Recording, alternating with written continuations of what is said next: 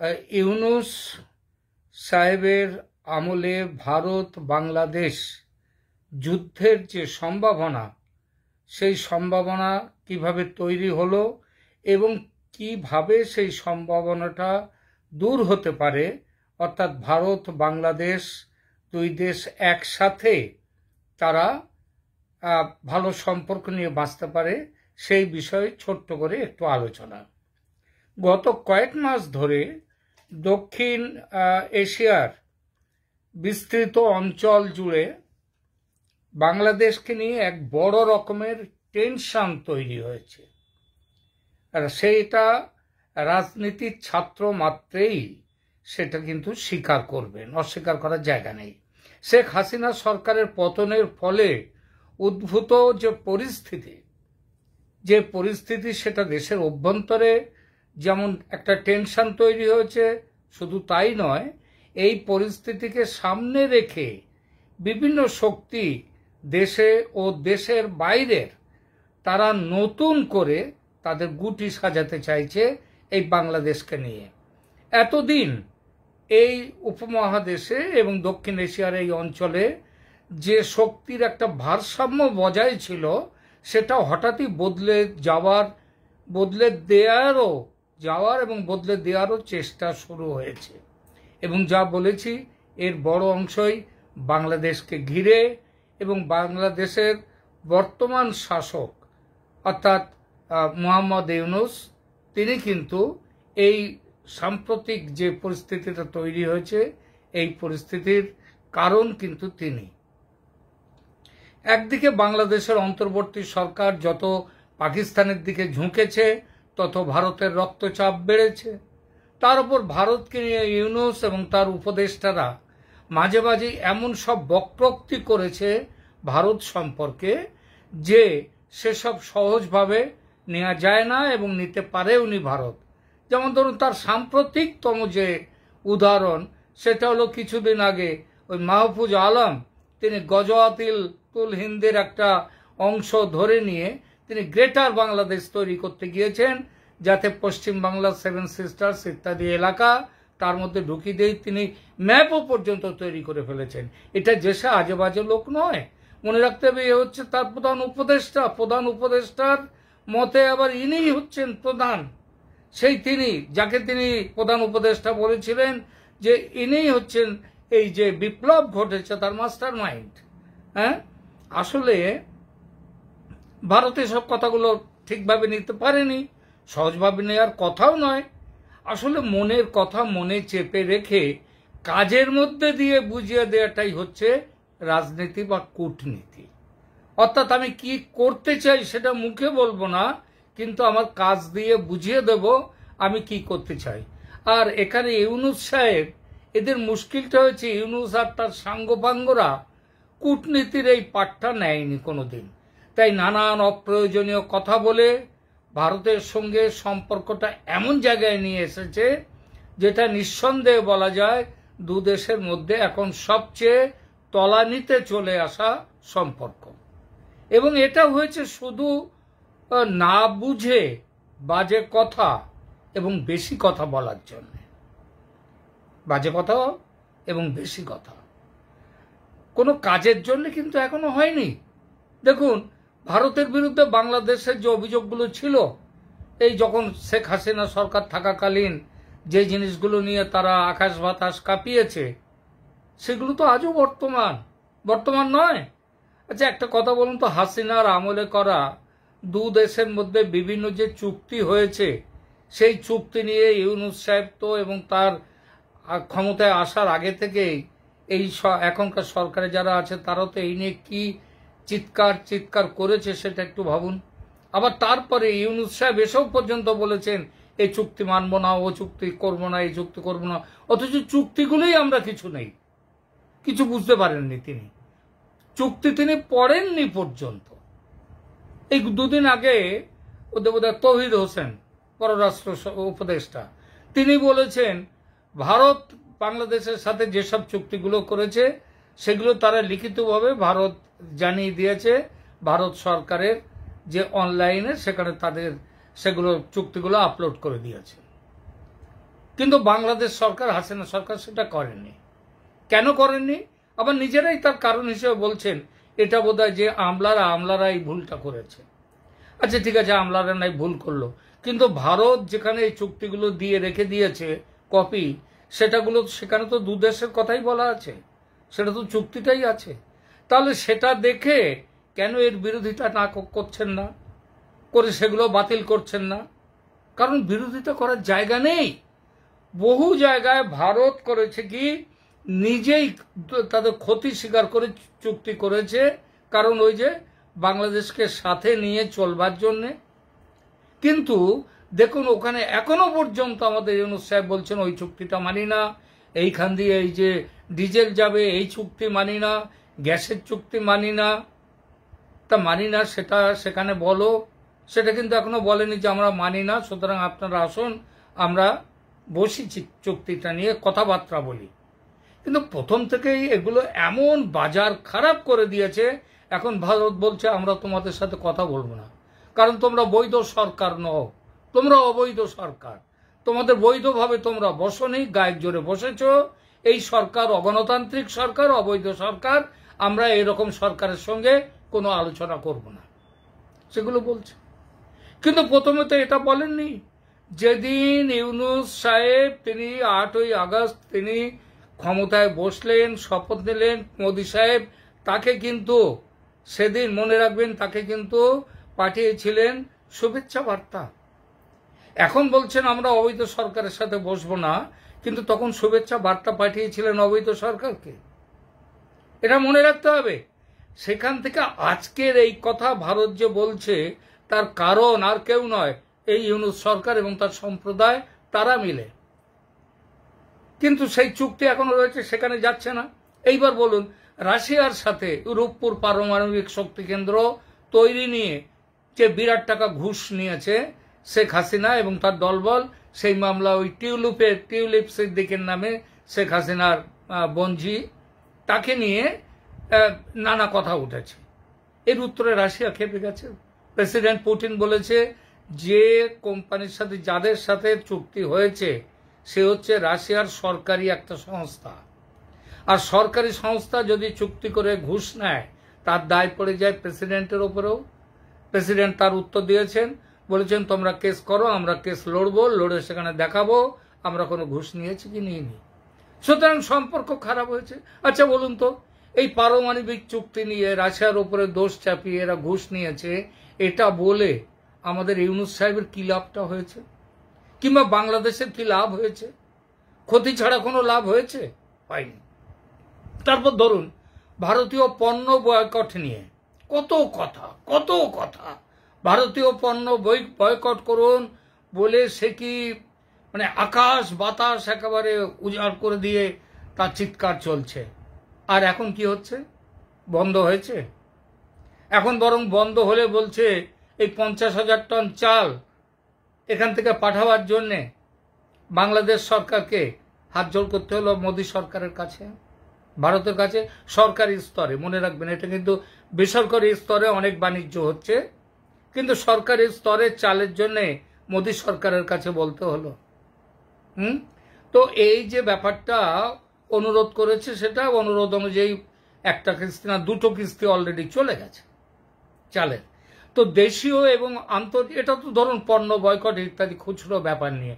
আচ্ছা বলুন তো, দেশীয় এবং আন্তর্জাতিক স্তরে দু দেশের মধ্যে কোনো এক দেশের জন্য কি অন্য দেশের ক্ষতি হয়েছে? কোনো মানে ভারত বাংলাদেশের বিরুদ্ধে গেছে বলে কি বাংলাদেশের ক্ষতি হয়েছে? কিংবা বাংলাদেশ ভারতের বিরুদ্ধে গিয়েছে বলে ভারতের ক্ষতি হয়েছে? এমন কোনো ঘটনা কি ঘটেছে এর মধ্যে? ঘটেনি। তাহলে কেন টেনশনটা তৈরি হলো? এই যে ইসকনের সন্ন্যাসী চিন্ময় দাস প্রভুকে নিয়ে এত যে টেনশন হলো, আচ্ছা এখানে কি এই টেনশনটা করে বাংলাদেশে আমাদের ইউনূস সরকারের কি লাভ হলো?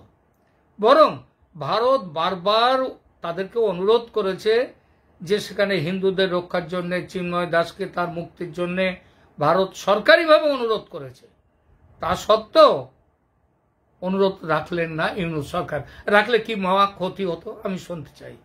শুধু ওই মুসলিম যারা জামাত কিংবা ওই মৌলবাদীরা যারা রয়েছে তাদের দিকে ফিরে তাদের হাততালিটা তিনি পেলেন, তাদের সাধুবাদ পেলেন, কিন্তু কত বড় ক্ষতি করলেন রাষ্ট্রনায়ক হিসেবে। বাংলাদেশের কি কোনো লাভ হয়েছে? এই চিন্ময় স্বামী কতদিন অন্দরে থাকবেন জেলখানার ভেতরে? তাকে দিতে দেয়া হচ্ছে না, তাকে কোনো উকিল দিতে দেয়া হচ্ছে না, তার খাদ্য, তাকে অবৈধ খাদ্য দেয়া হচ্ছে, তাকে হয়েছিল তাকে। তারপর থেকে তিনি বেশ কয়েকটা দিন তিনি একদম ছিলেন, উপসে ছিলেন। এসব করে কি লাভ হয়? এগুলো কি রাষ্ট্রনায়কের লক্ষণ? আচ্ছা, ধরুন শেখ হাসিনার সময় পাকিস্তানের সঙ্গে সম্বন্ধের ব্যাপারটা, পাকিস্তানের সঙ্গে কি বাংলাদেশের সম্পর্ক শেখ হাসিনার সময় একেবারে ছিল না? তা তো নয়। তাদের ভেতরেও তো রপ্তানি আমদানি বাণিজ্য হতো, কিন্তু যেহেতু ভারতের সাথে একটা আপত্তি আছে, সেই জন্য শেখ হাসিনা করেছিলেন কি, যে পাকিস্তান থেকে কোনো জিনিস আনতে গেলে সেটা সিঙ্গলে শ্রীলঙ্কায় সেটা আনলোড হবে, একবার জাহাজ পাল্টাবে, অন্য জাহাজে উঠবে, উঠে তারপরে সেটা বাংলাদেশে আসবে। এইটাই ছিল। তা সেটা উনি করে দিয়ে দিলেন কি, ইনি এসে খতম করে দিয়ে দিলেন। এটা তো পাকিস্তান এতদিন এর বিরুদ্ধে, অর্থাৎ এইভাবে শ্রীলঙ্কায় নামানো হবে আবার তোলা হবে, এর বিরুদ্ধে কোনোদিন কিন্তু পাকিস্তান শেখ হাসিনা সরকারের কাছে প্রতিবাদ করেনি। আপনারা কোনোদিন শুনেছেন? কোনোদিনই শুনবেন না। কিন্তু এখন শেখ ইউনূস সাহেব, আমাদের মোহাম্মদ ইউনূস সাহেব, তিনি বোকামি কি করলেন, তিনি কেন করতে গেলেন, কোন প্রেমে করতে গেলেন তা বোঝা দায়। কিন্তু তিনি বললেন কি, সরাসরি ওখান থেকে জাহাজ আসবে, সরাসরি জাহাজ আসবে। এটা বলার পরে আজকে ওই 73 বছর, 53 বছর পর এখন জাহাজ সরাসরি এলো করাচি থেকে। তাই নিয়ে এটাতে লাভটা কি হলো? তার কোনো লাভ হয়নি। লাভটা হয়েছে ক্ষতিটা তিনি করতে গিয়েছিলেন এটা পাকিস্তানের সাথে প্রেম দেখাতে গিয়ে এবং ভারতের সাথে দুশ্মনী করতে গিয়ে এটা করলেন। এর ফলে ভারত সবাই তারপরে কি ভাবছে, যে জাহাজ সরাসরি আসছে ওই জাহাজে চোরাই অস্ত্র আসছে, তার জন্য। আরে আপনার একটা কথা বলুন, এর মধ্যে বাংলাদেশের এই যে 53 বছরের ইতিহাস, এই 53 বছরের ইতিহাস তো 53 বছর ধরে শেখ হাসিনা একা তো দেশটাকে শাসন করেননি। এর মধ্যে তো আরো অনেক দল এসছে, খালেদা জিয়ার দল এসছে, তারা কি পাকিস্তানকে এই সুযোগ দিয়েছিল? মোহাম্মদ এরশাদ এসছেন, জিয়াউর রহমান এসছেন, দিয়েছিল? কেউ দেননি কোনোদিন, ইনি দিলেন। এতে বাংলাদেশের কি ফায়দা হয়েছে জানি না, পাকিস্তানের ফায়দা হয়েছে, তারা চলে আসছে এখানে, পাকিস্তানের ফায়দা হয়েছে। আর বাংলাদেশের কি হয়েছে? লোকসান। এই যে ইউনূস সাহেব এই জিনিসটা করলেন, এতে বাংলাদেশের কোনো লাভ হয়নি। যেটা হলো সেটা হচ্ছে একটা বোকামি। এই কয়েকদিন আগে সম্ভবত চট্টগ্রামে সেনাবাহিনীর যে মহড়া, সেই মহড়ায় ভাষণ দিতে গিয়ে ইউনূস সাহেব যুদ্ধের জন্য প্রস্তুত থাকতে বললেন। ইউনূস সাহেবের বাংলাদেশের মানচিত্র তিনি নিশ্চয়ই ভালোভাবে জানেন। 3 দিকে ভারত আর একদিকে মায়ানমার, সেই মায়ানমারটাও 3 দিকে ভারত, তার কিছুটা অংশ অবশ্য মায়ানমার রয়েছে, আর একটা দিকে হচ্ছে বঙ্গোপসাগর। তা ভারতের পেটের মধ্যে তিনি আছেন, তিনি কার সাথে যুদ্ধ করতে যাবেন? একবার বঙ্গবন্ধু মুজিবুর রহমান চেয়েছিলেন যে প্রতিরক্ষা খাতে খরচ না দিয়ে সেইটা দেশের উন্নতিতে সেইটা ব্যয় করার, এবং বলা হয় এই জন্য সেনাবাহিনীর বিরুদ্ধে, তার বিরুদ্ধে একটা বিক্ষোভ ছিল সেনাবাহিনীর মধ্যে বঙ্গবন্ধু মুজিবুর রহমানের প্রতি। এবং যে কাণ্ড ঘটেছিল 1975 সালের 15ই আগস্ট, তার পেছনে সেনাবাহিনীর এই গোষ্ঠীরও কিছু হাত ছিল বলে পরে এটা মনে করা হয়েছে। তো একটা যেখানটা 3 দিকে ভারত দিয়ে ঘেরা, মায়ানমার কিছুটা অংশ ছিল, সেটাও চলে গেছে আরাকান আর্মির হাতে, তাহলে কার সাথে যুদ্ধ করতে যাবেন? বরং ভারতের সাথে সম্পর্ক রাখলে তাহলে তো যুদ্ধের জন্য এই বিরাট প্রস্তুতির দরকার হয় না। যেমন জাপান, কাছে চীন থাকা সত্ত্বেও জাপান আমেরিকার সাথে শান্তি চুক্তি করে রেখেছিল বলে জাপানের যে প্রতিরক্ষা, সেই প্রতিরক্ষায় ব্যয় খুবই কম, বাকিটা আমেরিকা দেখে নেয় জাপানের প্রতিরক্ষা। তো ভারতের সাথে সেরকম করে চুক্তি ছিল না, ঠিকই নেইও, কিন্তু তাই বলে উনি কথায় যেমন যুদ্ধের একটা হুমকি দিলেন, সেই হুমকিটা আবার দিলেন কি সেনাবাহিনীর মহড়ায় গিয়ে, এবং বলার পরে বলেন সবাইকে যুদ্ধের জন্য তৈরি থাকতে হবে, যেন তিনি যুদ্ধ করতে নামছেন। কিন্তু এটা বলার পরে বুঝতে পারলেন কথাটা বোধহয় বলার ঠিক হলো না, তার জন্য তিনি আবার ড্যামেজ কন্ট্রোলে নেমে গেলেন, বললেন সৈন্যদের ধর্মই হচ্ছে সবসময় যুদ্ধের জন্য প্রস্তুত থাকা। তো এই কথাটা তিনি বলে বুঝলেন যে একটা হইচই পড়ে গেল, ভারতেরও চোখ বাঁকা হয়ে গেল, সরু হয়ে গেল। এবং এইটা বুঝতে পারলেন কিন্তু এই বাংলাদেশের ভেতরেই যিনি সেনাপ্রধান এটা বুঝতে পেরে ওয়াকারুজ্জামান সাথে সাথে মাঠে নামলেন এবং তিনি প্রথম আলোর পত্রিকাকে ডেকে নিয়ে তাদেরকে ইন্টারভিউ দিলেন। সেখানে যা বললেন তার মূল কথা হচ্ছে, ভারত আমাদের বন্ধু রাষ্ট্র, আমরা ভারতের ওপরেও নির্ভর করে থাকি, ভারতও আমাদের ওপর নির্ভর করে থাকে, পারস্পরিক সহযোগিতা ও শান্তির ভিত্তিতে আমাদের চলতে হবে। এটা তিনি বলতে বাধ্য হলেন। কিন্তু ইউনূস, কারণ ইউনূস কি, ইউনূস কোনোটাই তো জানেন না, সারা জীবন সুদ খেয়েছেন আর তেল মেরেছেন, ঘুষ দিয়েছেন, দিয়ে নোবেল পেয়েছেন, শান্তির নোবেল। তাও তিনি একা পাননি। আপনারা কি কোনোদিন গ্রামীণ ব্যাংকের নাম সেভাবে শুনতে পান? শান্তির নোবেল তো পেয়েছিলেন গ্রামীণ ব্যাংক। আর শান্তির নোবেলের জন্য যে পুরস্কারটা ইউনূস পেয়েছেন, শান্তির নোবেল, সে পুরস্কার তো গ্রামীণ ব্যাংকের সাথে তিনি আর একজন দ্বিতীয় ব্যক্তি হিসেবে তিনি আছেন। আর গ্রামীণ ব্যাংক তো ইউনূসের প্রতিষ্ঠা নয়, এটা তো মিথ্যে কথা। গ্রামীণ ব্যাংক প্রতিষ্ঠা করেছিলেন, আমি যতটা জানি, যদি ভুল জেনে থেকে আপনারা শুধরে দেবেন, আমি যতটা জানি বাংলাদেশ গ্রামীণ ব্যাংক প্রতিষ্ঠা করেছিলেন হুসেন মোহাম্মদ এরশাদ, তিনি প্রতিষ্ঠা করেছিলেন। নোবেল পাওয়া তো তার কথা। তো তিনি এই ইউনূস তিনি কিন্তু এসেই বাংলাদেশকে আবার ধ্বংসের দিকে নিয়ে যাচ্ছেন। যুদ্ধের হুঙ্কার মাঝে মধ্যেই দিচ্ছেন। তুরস্ক থেকে কেনা ড্রোন উড়িয়ে ভারতকে চমকে দেওয়ার চেষ্টা করলেন। আপনার সেনা প্রধানের কোনো ক্ষমতা নেই যে প্রধান উপদেষ্টার মতামত ছাড়া তিনি ড্রোন উড়িয়ে দেবেন ভারত সীমান্তে। তিনি আবার ঘোষণা করলেন কি, আমাদের ইউনূস তুরস্ক থেকে যুদ্ধের জন্য ট্যাঙ্ক কিনছেন। বাংলাদেশের আর্থিক অবস্থা এখন খুব খারাপ, মানুষকে খাওয়াবার টাকা নেই। গভর্নমেন্ট যে সমস্ত সব জনকল্যাণমুখী প্রকল্প বন্ধ করে দিতে হচ্ছে, সমস্ত কার্ড নিয়ে নেওয়া হচ্ছে, বিভিন্ন যে সরকারি কার্ড দেয়া হয় যার বিরুদ্ধে একটা আর্থিক সাহায্য দেওয়া হয়, সেসবগুলো তুলে নিচ্ছে এই সরকার। আর তার মধ্যেই বলছেন যাচ্ছেন যুদ্ধের ট্যাঙ্ক কিনতে। আসলে ওই যে বললাম, ইনি এই যে কথাগুলো বলছেন সত্যিই যুদ্ধের ট্যাঙ্ক কিনবেন না, কিন্তু এগুলো বলছেন ওই যে গ্যালারির দিকে তাকিয়ে। ওই জামাত তারা হচ্ছে এবং ভারত বিরোধিতা হচ্ছে যাদের মন্ত্র, সেই মন্ত্রটাকে আরো উচ্চারণ করবার জন্য, বারবার আওড়াবার জন্য এটা করছে। আমার মনে হয় ইউনূসের এই খেলাটা ভারত বুঝে ফেলেছে যে এ প্রয়োজনে পায়ে হাত দেয়, প্রয়োজনে গলা চেপে ধরে। সেই জন্যে ভারতও যখন যে মন্ত্রটা দেওয়ার সেই মন্ত্রটা ভারতও দিচ্ছে। ভারত এতদিন কোনো রিয়াকশন দেয়নি, নন রিয়াকশন।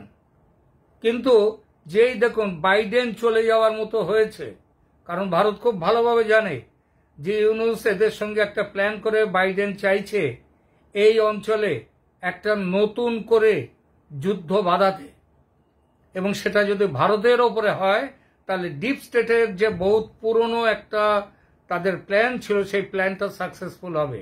এই জন্য এতদিন যখন বাইডেন রয়েছেন বসে, ট্রাম্প জিতে গেছেন, কিন্তু তখনও যখন 2 মাসের মতো সময় বাকি, তখন ভারত একদম চুপচাপ শুনে গেছে পুরো ব্যাপারটা। কিন্তু এখন যখন বাইডেনের যাওয়ার সময়, তখন ভারত এবার বেড়া দিতে গিয়েছে সীমান্তে। আর সীমান্তে বেড়া দেয়া নিয়ে যে কি খবর হচ্ছে আপনাদের নতুন করে বলার দরকার নেই। গত পরশুদিন গুলি চলেছে, এক মহিলা বিএসএফ, তিনি তার গুলিতে সম্ভবত মারাও গেছেন 1-2 বাংলাদেশি। তো এই যে ব্যাপারগুলো হচ্ছে, এই ওয়ার ফ্রন্টটা বাইডেনের সময় ভারত খুলতে চায়নি। বাইডেন সেটা যদিও খুব চাইছিলেন, কিন্তু 20 তারিখে বাইডেন যাওয়ার পর মোদির বিচার অন্যরকম হতেই পারে, এবং প্রয়োজনে ইউনূসকে শিক্ষা দিতে এবং শেখ হাসিনাকে বাংলাদেশে নিয়ে যেতে 71-এর লাইনে যুদ্ধে যেতেই পারে ভারত। 71-এর লাইনে 20 জানুয়ারিতে সম্ভবত 4 দিনের বিদেশ সফরে, সম্ভবত নয়, এটা পরিষ্কার যে সুইজারল্যান্ড সফরে যাচ্ছেন ইউনূস। 4 দিন থাকবেন, থাকার পরে কি তিনি দেশে ফিরবেন?